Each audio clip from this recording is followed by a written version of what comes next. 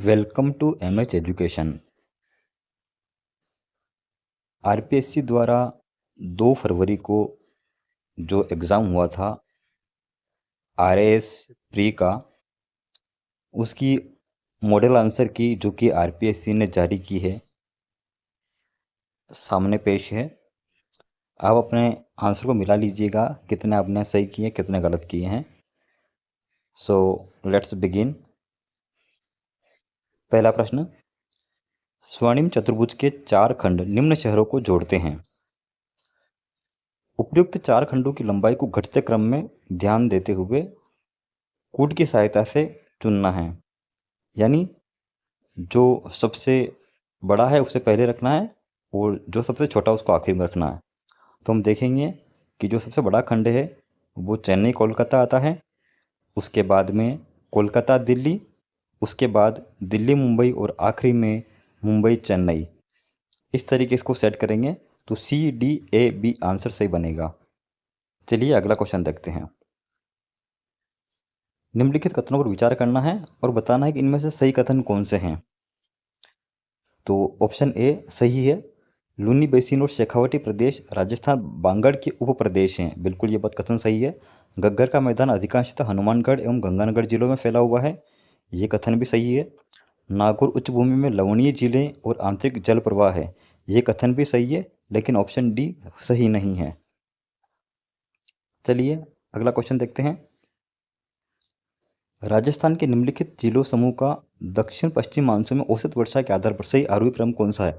आरोही मतलब घटते क्रम में इसको रखेंगे। यानी सबसे ज़्यादा बारिश जहाँ होती है उसको पहले रखेंगे, उसके बाद में जो कम बारिश होती है उसे रखेंगे। सॉरी, जहाँ बारिश ज़्यादा होती है उसको आखिरी में रखना है। आरोही क्रम में मतलब जहाँ कम बारिश होती है उसको पहले रखेंगे। तो कम बारिश होती है जालौर में, उससे ज़्यादा होती है जयपुर में और उससे ज़्यादा होती है कोटा में। इसलिए जालौर जयपुर कोटा इन समूहों में से आंसर हो जाएगा। अगला प्रश्न है, कौन सा सुमेलित नहीं है यानी परमाणु ऊर्जा प्लांट और किस राज्य में है। कलपक्कम तमिलनाडु में है, काकरापार गुजरात में है, नरोरा उत्तर प्रदेश में है। इस तरीके से जो आंसर गलत है हम उसको पढ़ेंगे नहीं। अगला प्रश्न देखिएगा, जयपुर दौसा और अलवर जिलों में किस मृदा की प्रधानता, यानी वहाँ पर मिट्टी कौन सी पाई जाती है जयपुर दौसा और अलवर में। तो जयपुर दौसा और अलवर में अल्फी सोल्स नाम की मृदा पाई जाती है, मिट्टी पाई जाती हैं। इस तरीके से अगला क्वेश्चन देखिएगा, वर्ष 2021-22 में देश के कुल बाजरा उत्पादन में राजस्थान का योगदान प्रतिशत में कितना था। ये था 38.98। अगला प्रश्न 7वां प्रश्न है, मेडिटेक मेडिकल डिवाइसेस पार्क अवस्थित है। Meditech medical devices park Boranada Jodhpur चूंकि अविभाजित इसके अंदर स्थित है। राजस्थान के किस जिले में खड़ीन जल संरक्षण की प्रचलित विधि है। तो ये राजस्थान में जो खड़ीन है वो जैसलमेर जिले में पाया जाता है। इस तरीके से अगला प्रश्न देखिएगा, सूची 1 को सूची 2 से मिलाना था हमें। तो सूची 1 में जीरा है और उससे संबंधित नदी बता रखी है ऑप्शन सूची 2 में। तो उदयपुर की हम बात करेंगे तो उदयपुर में हम देखें सोम तथा जाखम का सामंजस्य रहता है, नदी बहती है। साथ ही में बूंदी की बात करें तो बूंदी में कुराल नदी, भरतपुर की बात करें तो भरतपुर में गंभीरी तथा पार्वती और साथ ही में अलवर में साबी तथा रूपारेल नदी जो है बहती हैं। चलिए साहब अगला प्रश्न हम देखते हैं, राजस्थान में निम्नलिखित स्थलों पर एस्बेस्टोस खदानें कहाँ अवस्थित हैं। जो एस्बेस्टोस की खदानें जो हैं राजस्थान में अर्जुनपुरा और पिपरदा में पाई जाती हैं। राजस्थान में लिग्नाइट के सबसे महत्वपूर्ण संसाधन स्थित हैं कपौड़ी मेड़ता एवं कसनऊ में। राजस्थान में लिग्नाइट के सबसे महत्वपूर्ण संसाधन कपौड़ी मेड़ता एवं कसनऊ में अवस्थित हैं। अच्छा, संरक्षित क्षेत्र मई 2023 के अनुसार जिला संबंधित रखनार जो है, रखनार संरक्षित क्षेत्र पाया जाता है जालोर में, मनसा माता झुंझुनू में और हमीरगढ़ भीलवाड़ा में पाया जाता है। जबकि ये सोरसेन 12 में आता है। इस वजह से यहाँ पर जो बूंदी दिया हुआ है वह गलत है। अगला प्रश्न देखिएगा, माउंट आबू और रणकपुर किस पर्यटक परिपथ में सम्मिलित हैं। माउंट आबू और रणकपुर जो है वो गोडवार क्षेत्र में आते हैं। क्वेश्चन नंबर 14 देखिएगा, किस राजनीतिक दल की राष्ट्रीय कार्यकारिणी ने संविधान सभा को भंग करके उसका पुनर्निर्वाचन वयस्क मताधिकार के आधार पर करने को कहा था? तो ये बात जो कही थी वो समाजवादी दल ने कही थी। इस तरीके से हम आगे बढ़ते हैं। राजस्थान में कुल साक्षरता दर जनगणना 2011 के अनुसार घटते हुए क्रम में सही जिलों का क्रम है, यानी कि सबसे ज़्यादा साक्षरता जो है उसे पहले रखना है और सबसे कम साक्षरता जहां आती है जो उपयुक्त हमें जिले दे रखे हैं उनके मुताबिक। तो सबसे ज़्यादा साक्षरता पाई जाती है कोटा में, उसके बाद में जयपुर, उसके बाद में झुंझुनू, उसके बाद सीकर और अंत में अलवर आएगा। तो ऑप्शन हमारा बी सही हो जाएगा। प्रश्न नंबर 16 देखिएगा, निम्नलिखित अनुच्छेदों के कौन से समूह द्वारा प्रदत्त मौलिक अधिकार केवल भारत के नागरिकों को प्रदत्त किया गया है? यानी अनुच्छेद 15, 16, 19 और 30 में केवल ऐसे अधिकार जो हैं वो नागरिकों केवल भारत के नागरिकों को दिए गए हैं।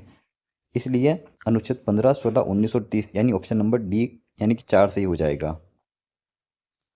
प्रश्न नंबर 17 देखिएगा, किस वर्ष भारत के संविधान में यह अंतः स्थापित किया गया कि राज्य आर्थिक या अन्य निर्योग्यताओं के कारण किसी नागरिक को निःशुल्क वित्तीय सहायता सुनिश्चित करेगा? तो ये बात जो कही गई थी 1976 में कही गई थी।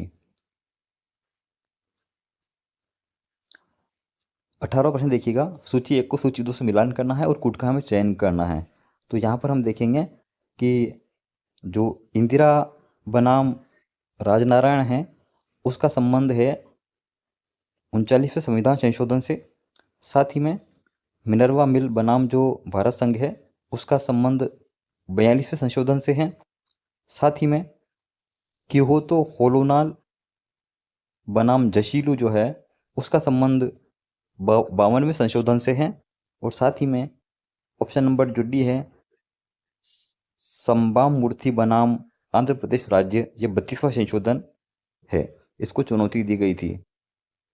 तो इसीलिए हमारा ऑप्शन नंबर 4 से हो जाएगा, यानी पहले ऑप्शन को 3 से, फिर 1 से, फिर 2 से और 4 से मिलाना है क्रमशः। अगला प्रश्न जो कि काफ़ी बड़ा है, हम केवल सत्य कथनों को पढ़ेंगे, असत्य कथनों हम नहीं पढ़ेंगे। भारत के राष्ट्रपति के चुनाव के संबंध में निम्नलिखित कथनों में से कौन सा कथन गलत है? यानी हम पहले सही कथनों को पढ़ लेते हैं। भारत के राष्ट्रपति का चुनाव एक निर्वाचक मंडल के सदस्यों द्वारा किया जाता है जिसमें ए संसद के दोनों सदनों के निर्वाचित सदस्य और बी राज्यों की विधानसभाओं और विधानसभा वाले केंद्र शासित प्रदेशों के निर्वाचित सदस्य शामिल होते हैं। इस तरीके से निर्वाचक मंडल के प्रत्येक सदस्य के लिए वोट का मूल्य 1971 की जनगणना के आधार पर तय किया जाता है और यह तब तक जारी रहेगा जब तक वर्ष 2026 के बाद पहली जनगणना की जनसंख्या प्रकाशित नहीं हो जाती। साथ ही में चुनाव एकल संक्रमणीय मत के माध्यम से अनुपातिक प्रतिनिधित्व प्रणाली के अनुसार आयोजित किए जाते हैं। ये तीनों ही कथन सत्य हैं, जबकि चौथा कथन गलत है, उसको हम पढ़ेंगे ही नहीं। चलिए, भारत के चुनाव आयोग के संबंध में सही कथन पहचानें। जो कथन दिए हुए हैं उनमें से सही कथन की हम पहचान करेंगे तो हमारे पास में सही कथन है, संविधान के अंतर्गत संसद और राज्य विधानमंडलों के सदस्यों की निर्वाचन पश्चात निर्योग्यता के मामले में आयोग के पास में परामर्शदात्री का अधिकार भी है। चलिए साहब, अगला प्रश्न, लोकसभा के अध्यक्ष की शक्तियों के बारे में निम्न कथनों में सही कथन कौन सा है? हमें कूट की सहायता से जानना है। तो हम देखेंगे जो सही कथन है उनको पढ़ेंगे, जो असत्य कथन हम उसको पढ़ेंगे ही नहीं। तो पहला कथन देखिए, लोकसभा अध्यक्ष संसद के दोनों सदनों की संयुक्त बैठक की अध्यक्षता करते हैं। ये कथन सही है। दूसरा कथन, जब एक वित्त विधेयक को निचले सदन से उच्च सदन को भेजा जाता है तो जो अध्यक्ष द्वारा उस विधेयक को वित्त विधेयक के तौर पर प्रमाण पत्र दिया जाता है। ये कथन भी सही है।